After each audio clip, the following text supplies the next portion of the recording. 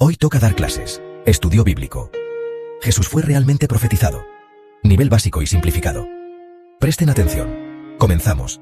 Vamos a ir directos al grano, sin dar rodeos. Si eres judaizante te interesa, acércate y presta mucha atención. Luego te dejaré que discutas en los comentarios.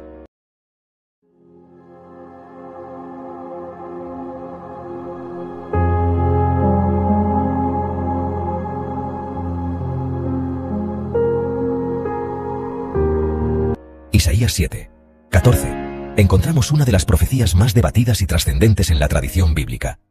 Por tanto, el Señor mismo les dará una señal. He aquí, la alma concebirá y dará a luz un hijo, y llamará su nombre Emanuel. El término clave en hebreo es alma, que significa joven mujer en edad de casarse. Problema que nos encontramos con este acertijo es que esa definición no significa concretamente virgen, como sí lo sería la palabra betulá en hebreo. Ahora, ¿cuál es la cuestión entonces? Que esta palabra, sin embargo, sí la encontramos en la Septuaginta como partenos. Un breve paréntesis para recalcar un detalle. Hacia el siglo III a.C., se tradujo el texto hebreo al griego en la Septuaginta, la traducción griega de las escrituras hebreas usada ampliamente en tiempos de Jesús. Fue realizada entre los siglos III y II a.C., en Alejandría, Egipto, la cual se tradujo porque la comunidad judía de habla griega en la diáspora, especialmente en Egipto, ya no dominaba el hebreo, y necesitaban las escrituras en su lengua cotidiana.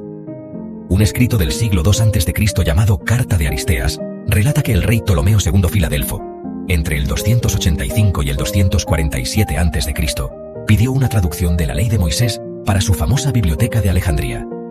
Según esta tradición, 72 sabios judíos, 6 de cada tribu, fueron llevados de Jerusalén a Alejandría y tradujeron la Torá al griego en 72 días. ¿Por qué es súper importante este detalle que acabamos de aprender? Porque es un regalito para los eruditos de este tiempo, que alegan alegremente que ellos tienen la traducción real porque es su idioma. Por eso hay que destacar que los traductores de la Septuaginta eran judíos contemporáneos con el idioma, tradición, contexto, genealogía y todo lo que implica ser judío, más fresca y reciente. En fin, solo quería dejar este punto claro. Ahora bien, ¿qué encontramos en la Septuaginta con respecto a este verso concreto? La interpretación de la palabra partenos. ¿Y por qué? Si ya hemos visto que no significa eso.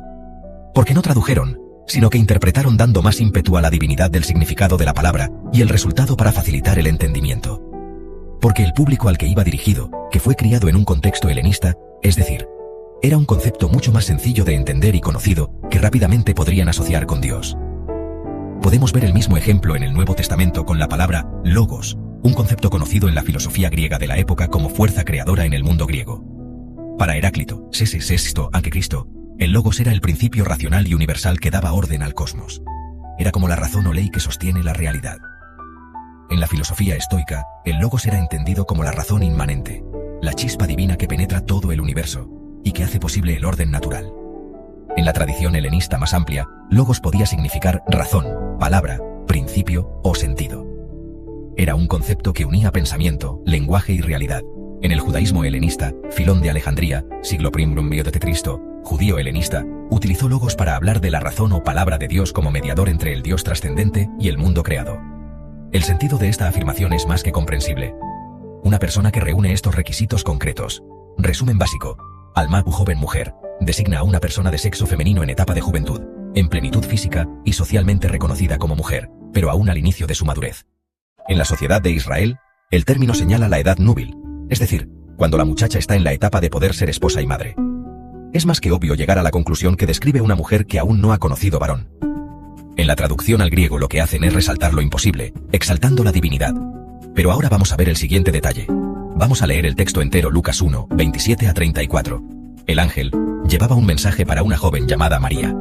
Ella estaba comprometida para casarse con José, quien era descendiente del rey David. El ángel entró a donde estaba María, la saludó y le dijo: Dios te ha bendecido de manera especial, el Señor está contigo. María se sorprendió mucho al oír un saludo tan extraño, y se preguntaba qué significaba eso. Entonces el ángel le dijo: No tengas miedo, María, porque Dios te ha dado un gran privilegio. Vas a quedar embarazada, y tendrás un hijo, a quien le pondrás por nombre Jesús. Este niño llegará a ser muy importante, y lo llamarán Hijo del Dios Altísimo. Dios lo hará rey, como hizo con su antepasado David. Gobernará a la nación de Israel para siempre, y su reinado no terminará nunca. María le preguntó al ángel: ¿Cómo pasará esto, si aún no me he casado? Exacto, ya tenemos la clave. ¿Qué podemos sacar de este texto? que se encontraba en edad núbil, es decir, cuando la muchacha está en la etapa de poder ser esposa y madre, respondiendo a la definición concreta de la palabra alma, que significaba joven mujer en edad de casarse. Pero claro, este texto parte de los judíos, se la atribuyen a Ezequías, hijo de Acaz, quien más tarde sería rey. Pero he aquí un problema. Todos los complementos que se le atribuyen a este sujeto se cumplen en Ezequías o en el rey Acaz o en Isaías, o como otros también enseñan, en el pueblo de Israel. Isaías 9. Porque un niño nos es nacido, hijo nos es dado, y el principado sobre su hombro, y se llamará su nombre admirable, consejero, Dios fuerte, Padre eterno, príncipe de paz. ¿Qué definiciones nos presenta? Dios fuerte, Padre eterno, príncipe de paz. Ahora me pregunto yo, ¿Dios comparte su gloria?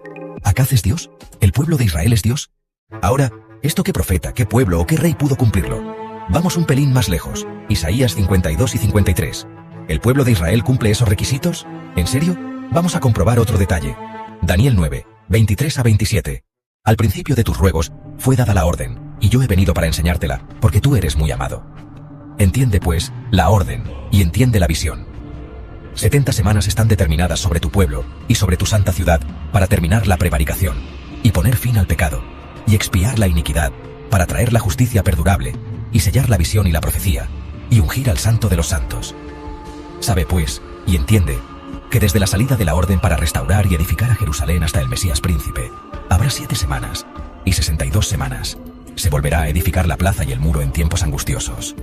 Y después de las 62 semanas se quitará la vida al Mesías, mas no por sí. Y el pueblo de un príncipe que ha de venir, destruirá la ciudad y el santuario, y su fin será con inundación.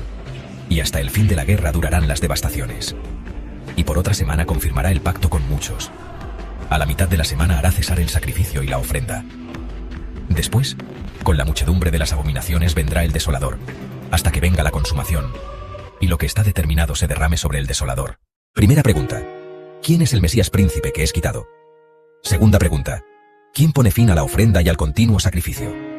Cuarta pregunta: ¿quién sella la visión y la profecía? Quinta pregunta: ¿quién pone fin a la iniquidad? Sexta pregunta: ¿quién pone fin al pecado? Séptima: ¿cuándo se ungió al Santo de los Santos? Pausa para transición a las respuestas.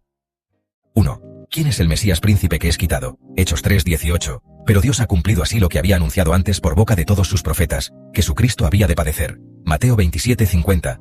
Mas Jesús, habiendo otra vez clamado a gran voz, entregó el Espíritu. El Mesías príncipe quitado, ¿quién de Jesucristo crucificado? 2. ¿Quién pone fin a la ofrenda y al continuo sacrificio? Hebreos 10:12. Pero Cristo, habiendo ofrecido una vez para siempre un solo sacrificio por los pecados, se ha sentado a la diestra de Dios. Hebreos 10:18. Pues donde hay remisión de estos, no hay más ofrenda por el pecado. Cristo puso fin a los sacrificios del templo con su sacrificio único. 3. ¿Quién sella la visión y la profecía? Mateo 5:17. No penséis que he venido para abrogar la ley o los profetas. No he venido para abrogar sino para cumplir. Mateo 11:13. Porque todos los profetas y la ley profetizaron hasta Juan. Gálatas 3:24. De manera que la ley ha sido nuestro ayo, para llevarnos a Cristo, a fin de que fuésemos justificados por la fe. Jesús sella y cumple toda visión y profecía. 4. ¿Quién pone fin a la iniquidad? Hebreos 9:26. Ahora en la consumación de los siglos, se presentó una vez para siempre por el sacrificio de sí mismo para quitar de en medio el pecado. Primera Juan 3:5. Y sabéis que Él apareció para quitar nuestros pecados, y no hay pecado en Él. Jesús aparece para poner fin a la iniquidad. 5. ¿Quién pone fin al pecado? Juan 1:29. He aquí el Cordero de Dios, que quita el pecado del mundo. Romanos 8:3. Dios, enviando a su Hijo en semejanza de carne de pecado y a causa del pecado, condenó al pecado en la carne. Cristo es quien quita el pecado del mundo. 6. ¿Cuándo se ungió al Santo de los Santos? Hechos 10:38. ¿Cómo Dios ungió con el Espíritu Santo y con poder a Jesús de Nazaret? Mateo 3:16-17. Y Jesús vio al Espíritu de Dios que descendía como paloma, y hubo una voz de los cielos: Este es mi Hijo amado. Pero bueno, vamos a dejarlo pasar todas estas cosas y meditar a qué se refiere entonces con Isaías 52:6. Por tanto, mi pueblo sabrá mi nombre por esta causa en aquel día. Porque yo mismo que hablo, he aquí estaré presente. Esto lo dice antes de relatar al siervo sufriente. ¿Por qué será? Ezequiel 34:16. Yo buscaré la perdida, y haré volver al redil la descarriada. Uy, qué extraño. Ezequiel 1:26-28. Y sobre la expansión que estaba sobre sus cabezas, había algo semejante a un trono, que parecía de piedra de zafiro. Y sobre el trono, algo que parecía un hombre sentado encima.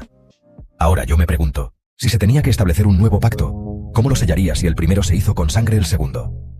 Pero si había que establecer un nuevo pacto, ¿cómo? ¿Y cuándo entraría en vigor? ¿Y no crees que habría un periodo de actuación al nuevo pacto? No queriendo que nadie muera. Con esto me despido. Espero que os sirva de bendición. Dios os bendiga grandemente.